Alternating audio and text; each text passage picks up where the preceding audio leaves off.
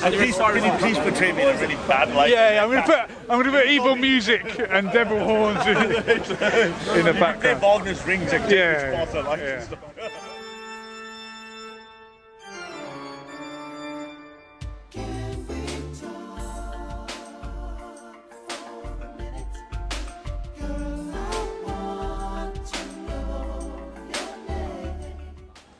stuff. And the people like this good man here. Yeah, this good man. Do you believe in cameraman? Yeah, I like the left and the liberals.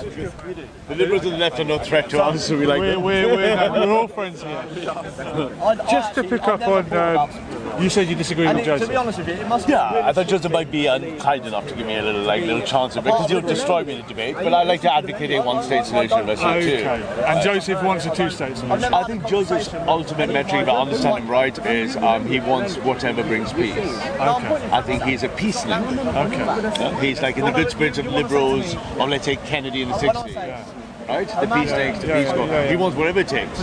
I, on the other hand, think you live in June 67, 7 Arab nations came for you. It took 6 days to take control of this piece of land, and every day in every piece of Islamic text says, behind every rock we would find a Jew, drive them into the sea, Allahu Akbar. Now, from the right wing's position, it's like, look, if self-determination is at the core, and from self-determination, right, I can have my own ability to build my state and my own future, then the state of Israel is sacrosanct. Why do I care? Because I care about that right for everyone. But I am a Christian absolutist, far right, not right. Yeah, I know you are. So in that case, Israel must be defended as a Christian, because on that hill, Tel Megiddo, is where we believe certain events will occur, and the protection of the Jewish people from the original covenant to us Christians of the far right. And guess what? We call the shots. So you're one of these Christians that's protecting the Jewish state. Correct. So that Jesus can come back and annihilate the Jews, some people say. Well, you can look at all the variants, but the fundamental principle is we are off the same faith.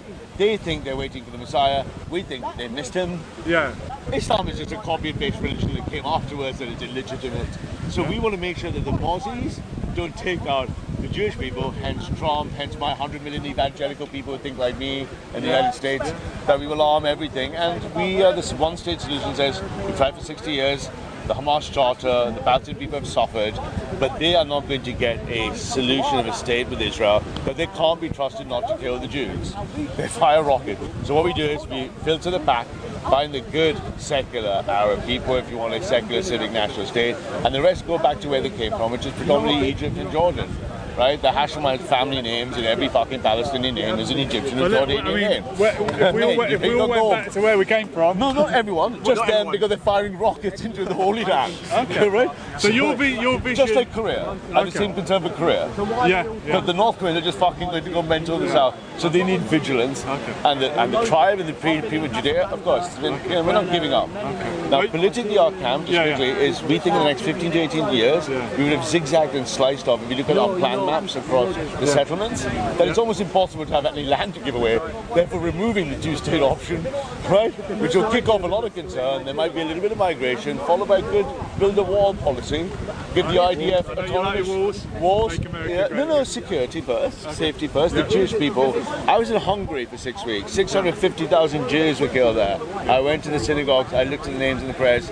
Why the hell? The only land these guys have got here, and we like to build a big wall, give them autonomous mesh drones, and the Mozzies can take their time culturally adapting to the dealing with the fact that we have a first world country that is holy land for me, not for others.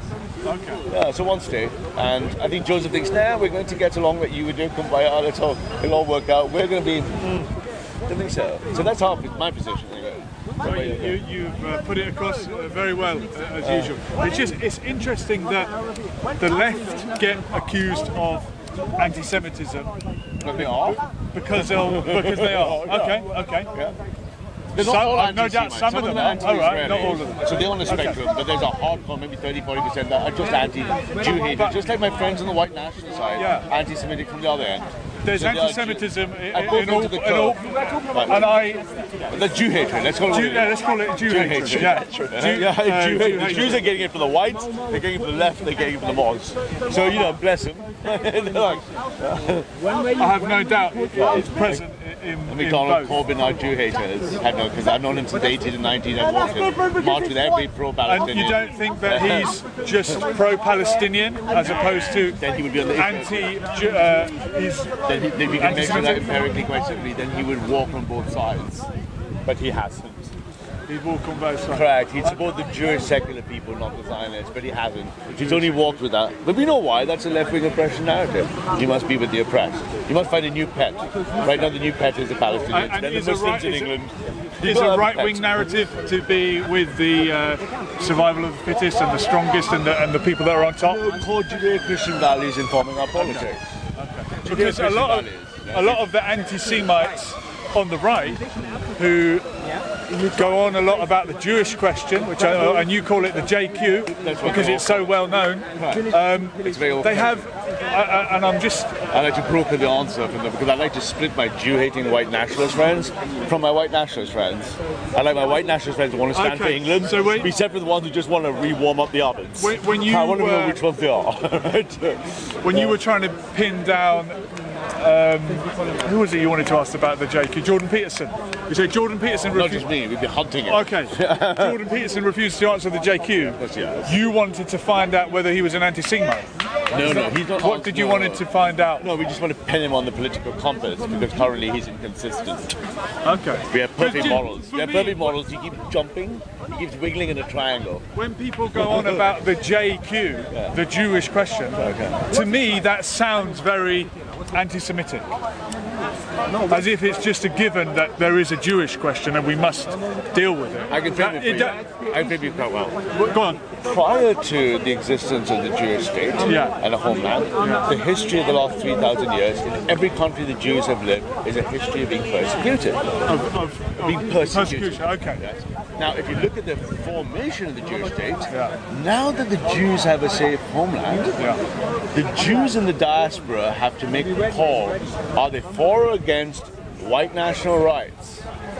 That is the question. The white nationalist Jew haters say, no, you're working against white rights. And the other white nationalists want to know. Now, I can do that from the white nationalist position. However, I love the Jewish people for all the reasons I explained before. The Jewish people have a right to reply in a Jewish answer. To refute the claim, and the consequence of that will be to split the Jew haters out, and on the JQ side, to split the liberal Jews in the US to say, are you against white ethno-national rights? Both of them are split, and we find out who sits in which camp. Isn't this the problem of addressing someone as a Jew, as if they all speak from the same hymn sheet? There's a broad spectrum of opinion among we want the Jewish question is posed to the Jewish people. To the Jewish people as a whole, but who can answer it? The entire Jewish people. I stand on the right to the Jewish people to reply as a whole. As a whole. But there will be a spectrum of responses. There you go. A spectrum of, well said. And I'd like to broker them. So I'd like Joseph to attend, let's say, a live stream with someone with the BNP, or someone I would know. And I'd broker that because I love the Jewish people and I'm for white rights. You'd be the right middleman. Well, I'm for white rights. I can articulate the white right cause. What are you going to call me? A white Nazi? I mean, everyone does that. And I can stand with the Jewish people. I'm not fucking Jewish. They killed my Messiah. I mean, like what?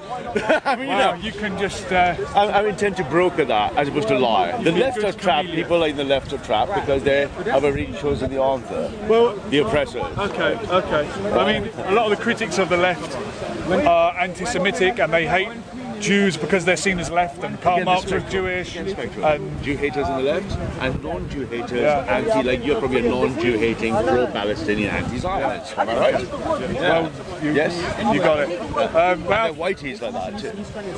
Interesting. You're a very interesting man. He is very interesting. He is an interesting. I haven't interrupted you. You lot were probably chatting about something else. I just thought I saw you, but I thought you were doing a Hamas rocket. I thought you'd like that. I appreciate you.